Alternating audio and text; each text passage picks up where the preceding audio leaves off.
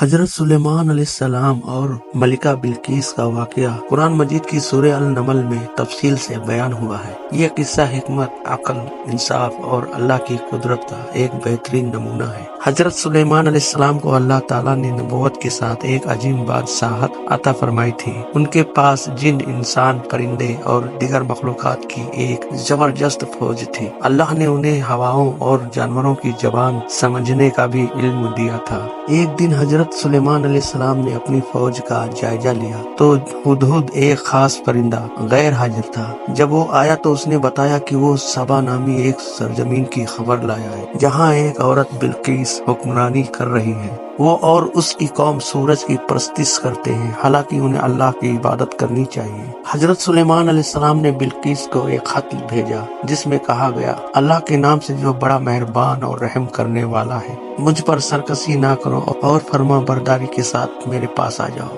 بلقیس نے اپنے وزیروں اور درباروں سے مشورہ کیا۔ کچھ نے جنگ کا مشورہ دیا، لیکن بلقیس نے پہلے نرمی سے معاملہ سلجھانے کا فیصلہ کیا اور حضرت سلیمان علیہ السلام کے پاس قیمتی تحائف بھیجے۔ تاہم حضرت سلیمان علیہ السلام نے ان تحائف کو قبول نہ کیا اور کہا کہ اگر وہ فرما برداری کے ساتھ نہ آئیں تو وہ ان پر زبردست لشکر کشی کریں گے۔ بلقیس نے خود حضرت سلیمان علیہ السلام کے دربار میں جانے کا فیصلہ کیا۔ جب حضرت سلیمان علیہ السلام کو معلوم ہوا کہ بلقیس آ رہی ہیں تو انہوں نے اپنے درباریوں سے کہا کہ کوئی اس کا تخت میرے پاس لا سکتا ہے؟ ایک جن نے کہا وہ تخت کو مجلس ختم ہونے سے پہلے لے آئے گا، لیکن حضرت سلیمان علیہ السلام کے ایک وزیر جس کے پاس کتاب کا علم تھا، پلک جھپکنے سے پہلے ہی بلقیس کا تخت حضرت سلیمان علیہ السلام کے سامنے پیش کر دیا۔ جب بلقیس حضرت سلیمان علیہ السلام کے دربار میں پہنچی تو اس نے دیکھا کہ اس کا تخت وہاں موجود ہے،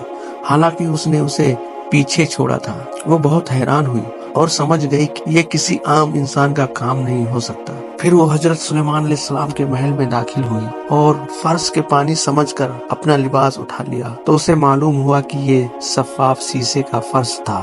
یہ سب دیکھ کر بلقیس نے حضرت سلیمان علیہ السلام کے پیغام کو قبول کر لیا اور اللہ کی وحدانیت پر ایمان لے آئی۔ اے میرے رب، میں نے اپنے اوپر ظلم کیا تھا اور اب میں سلیمان کے ساتھ اللہ رب العالمین پر ایمان لاتی ہوں۔